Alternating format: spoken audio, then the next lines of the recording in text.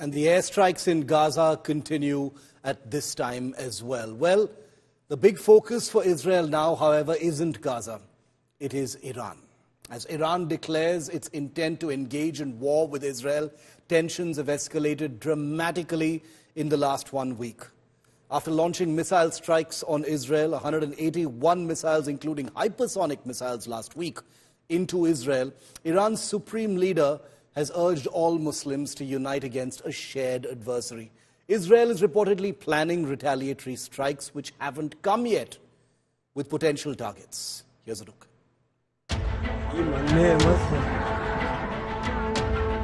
Iran virtually declaring war on Israel with a spate of missile strikes on 1st October. And now West Asia is bracing for the biggest escalation. A full-fledged war between two of the most powerful nations in the region. US Republican presidential candidate Donald Trump urged Israel to target Iranian nukes. It's the biggest risk we have. Nuclear weapons, the power of nuclear weapons, the power of weaponry. You know, I rebuilt the entire military. Jets, everything. I built it, including nuclear, and I hated to build the nuclear, but I got to know firsthand the power of that stuff, and I'll tell you what, we have to be totally prepared. We have to be absolutely prepared. But when they asked him that question, the answer should have been, hit the nuclear first and worry about the rest later. With reports claiming that Israel is readying a full-scale offensive on Iran, timed with 1 year of deadly Hamas attack and hostage-taking, where nearly 1,200 Israelis had died.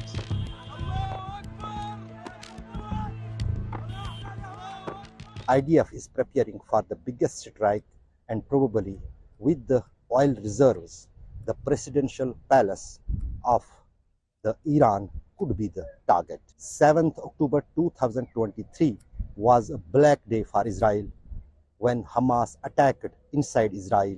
On the first anniversary of this attack, Israel want to do something big. Israel may be planning retaliatory strikes with potential targets including the Iranian president's house, Supreme Leader Khamenei's compound, apart from Iranian oil facilities and headquarters of Iranian Revolutionary Guard. Iran may have lost another top general of the elite Quds force. Brigadier General Ismail Qani is missing since Israel targeted new Hezbollah chief Hassim Saifuddin. Qani was in the targeted compound. It depends on whether the United States is going to fall in Netanyahu's trap of being dragged into a war. If it is going to attack Iran's economic infrastructure, Iran will retaliate. Iran, which is believed to be a nuclear-capable state, may hit back with all the forces as it commands if targeted by Israel. We're fighting against Iran, which last week fired over 200 ballistic missiles directly at Israel, and which stands behind the seven-front war against Israel.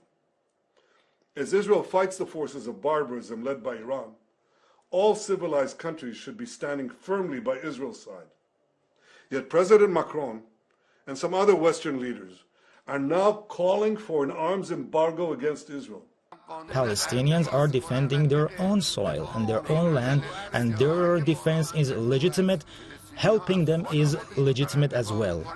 Therefore, all of these attacks and Al-Aqsa flood operation that October last year was carried out, that was a correct move, logical move based on international law, and Palestinians had the right to do so.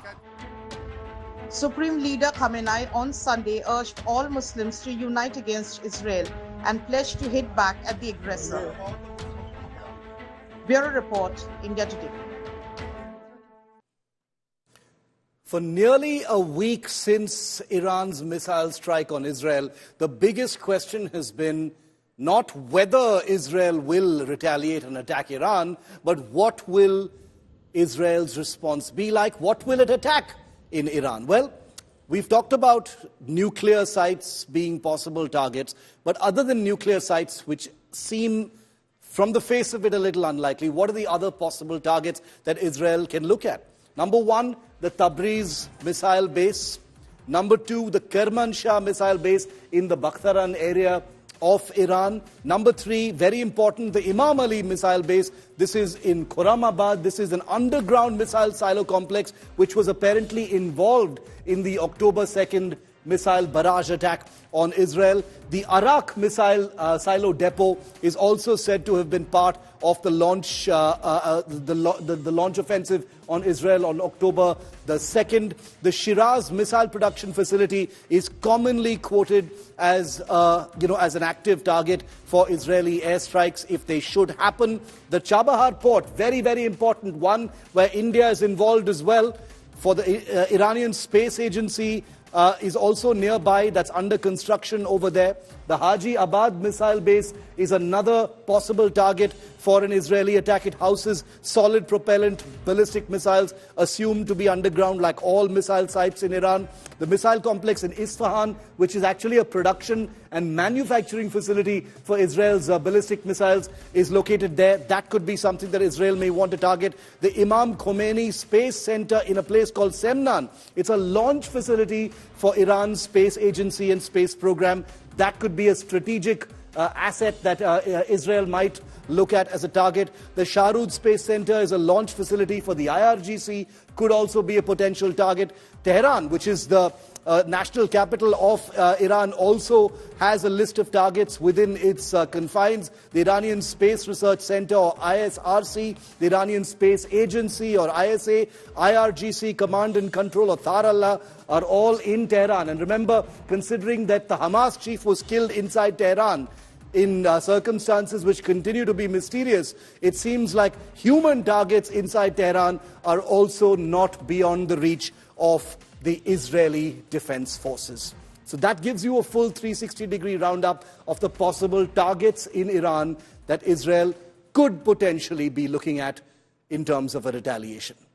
Now, on the eve of October the 7th, the Hamas attack anniversary, the Israeli military actually intensified its airstrikes on southern Beirut, the Lebanese capital, targeting the Hezbollah's intelligence and weapon facilities. Large explosions lit up the skyline as Israeli fighter jets hit areas on the outskirts of Beirut and southern Lebanon, where Israel claims Hezbollah fighters have been taking shelter in a mosque. It's a video that was one of the most shared last week. The conflict, escalating since last year, has seen the Hezbollah's activities lead to increased tensions and military responses even as we speak. Take a look. On the eve of the October 7th Hamas attack anniversary, the Israeli military launched airstrikes on Lebanon's capital, Beirut's southern suburbs, in the most intense bombardment so far, since sharply escalating its campaign against the Hezbollah group last month. Large fireballs lit the darkened skyline and booms reverberated across Beirut. The Israeli military said fighter jets struck targets in Beirut belonging to the Hezbollah's intelligence headquarters and weapons storage facilities. The IDF also struck in South Lebanon's Yaroun village, claiming that Hezbollah fighters had taken shelter in it. It said strikes also targeted Hezbollah in the Bekaa area. Damaged and burnt buildings were seen on Monday morning in the aftermath of Israeli strikes in Tahrir, Beirut's southern suburbs, with plumes of smoke rising from the rubble.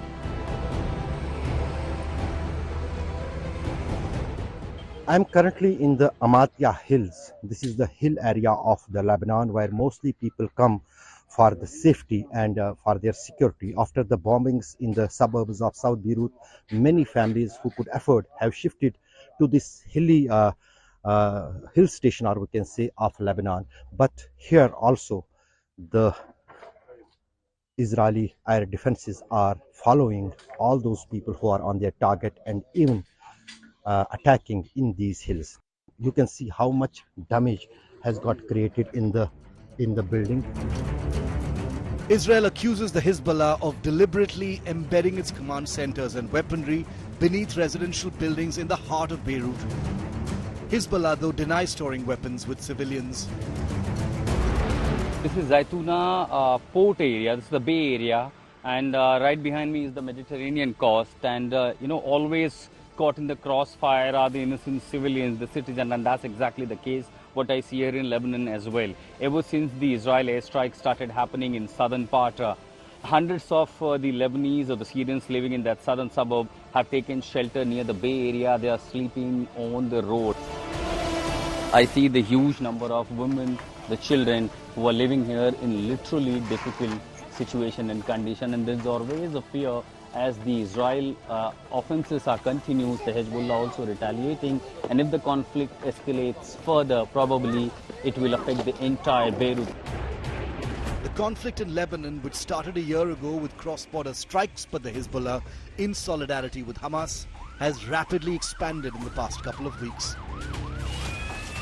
With Ashraf Wani and Ashutosh Mishra across Lebanon, Bureau Report, India Today.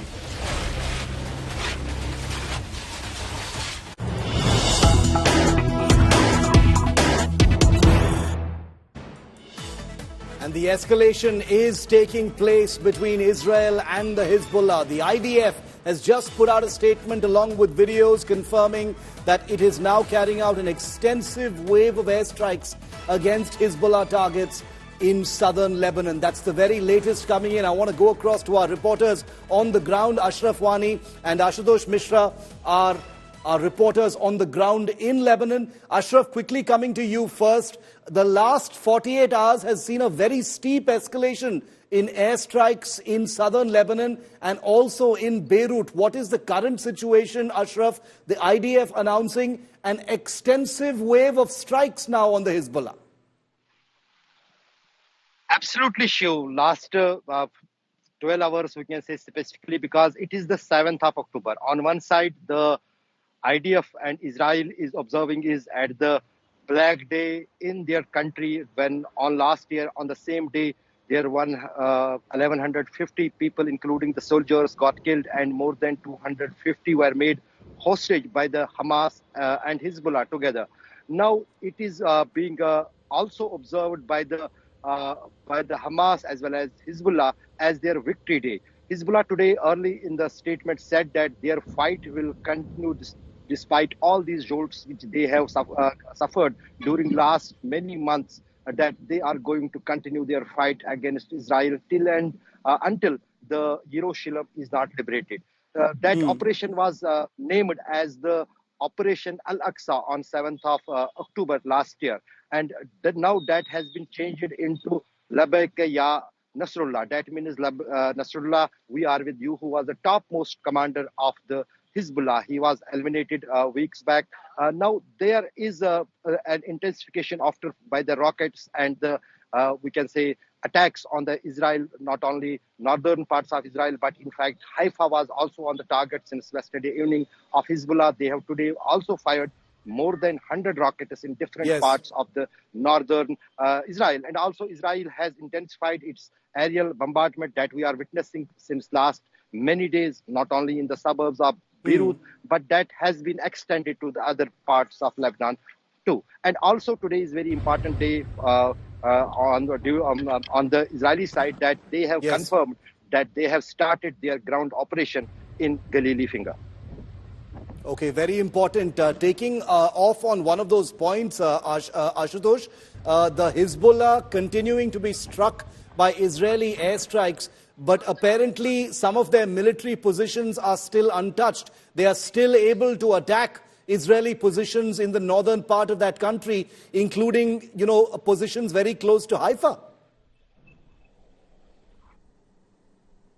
Well, and on that terms, the tactical operation which Israel is carrying out using the drones. In fact, the areas that I have been traveling since this morning, I could hear the drone sounds throughout the day. And that's possibly to gather the intelligence to specifically target those areas where could be, a monitoring room or the war room or the intelligence committee room or even the communication system. Because the kind of FADI-1, FADI-2, FADI-3 long-range missiles that the Hezbollah have, of course, it's supported by the Iran. That not potentially targeting only Haifa, but even could target up to central areas like Tel Aviv and even others. So while the Israelis facing this multi-dimension attack, the Hezbollah remains a major threat for Israel, particularly during this ground invasion, because the ground troop, that will be totally hostile area. So one side you have a missile attack, other time then you have a all of a sudden this Hezbollah, the fighters and Hezbollah terrorists who have multiplied themselves right after the killing of Nasrullah. They even recruited hundreds of these another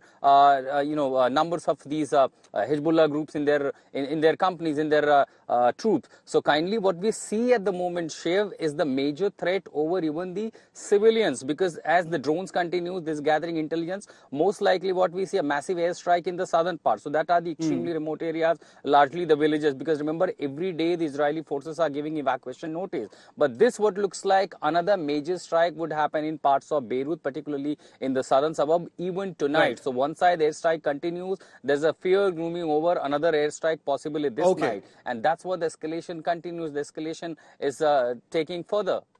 Okay, Ashutosh and Ashraf, please continue to stay safe.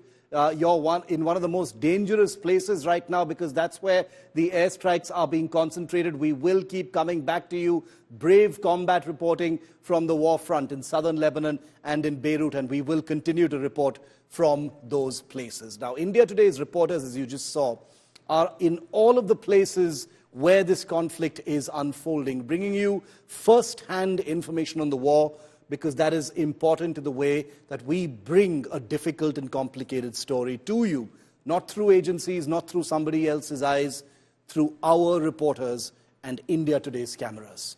Here's Gaurav Sawant from northern Israel, where attacks by the Hezbollah are landing, bringing you this exclusive ground report 1 year into this crisis.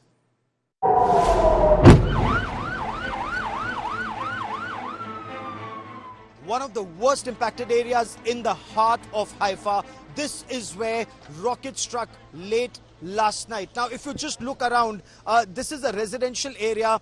Right in the center of this residential area, a rocket struck. But if you just look around, these houses, they've got pockmarked walls. The window panes are all shattered, and window panes in several of these localities are made of reinforced glass. But look at how the walls are completely pockmarked. Several automobiles caught fire, some are damaged, and now emergency workers are trying once again to restore this location. We are right now in the heart of Haifa, and this is a kindergarten.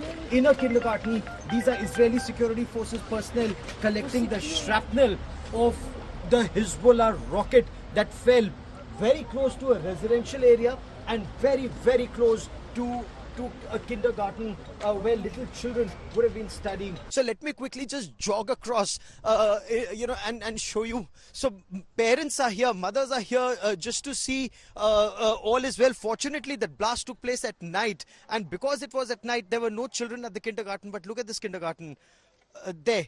You have, okay, let me see if I can take you inside that kindergarten. It's a bit tough while security is on, but they're saying, okay, you can go in. This is the damage. This is the kind of damage that shrapnel had caused. Now, imagine if there was somebody inside here, if there were children here, these ball bearings or these pieces of metal, and I've sent you a report with pieces of those metal, the kind of damage that would have caused. In Haifa, late last night, we rushed to the bomb shelter multiple times. 11:30 at night was when the first alert happened.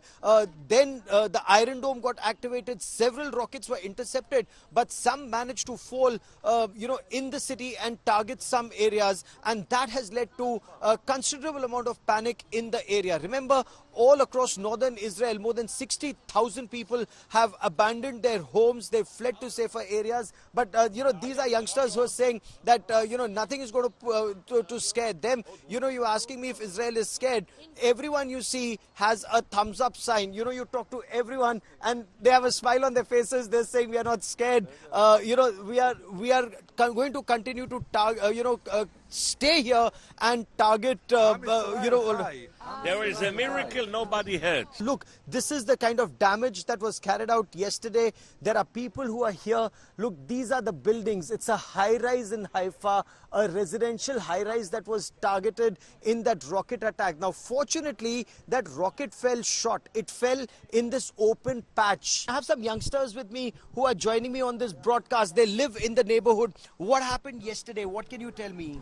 So we heard like the alert, and then we came inside the room and we start to hear like a really huge sound of, like a boom, really huge one. And then we stayed in the room like 10 minutes, approximately 10 minutes more. And when we get out from the room, we see that a huge hole in our house, inside of our house. So thanks God, nothing happened to us, but unfortunately we had a lot of damages at our house. We came here, a lot of police officers, like ambulances, everyone came here. It was here, right here. So can you just point out that area for our viewers? Wait for a moment. Let me just try and move. Yes. So is this a completely residential area? Where this happened? Here, exactly here. Do you see here the black hole? It's here. Yeah.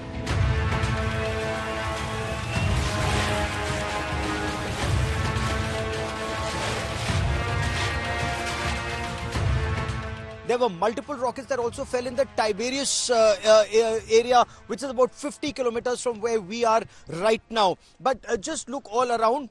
That's a shopping mall. These are all high-rise residential buildings all around. And now you have both the army and the police who've been deployed here to ensure that the situation does not go out of hand. And of course, also to reassure residents of this area. Come join me.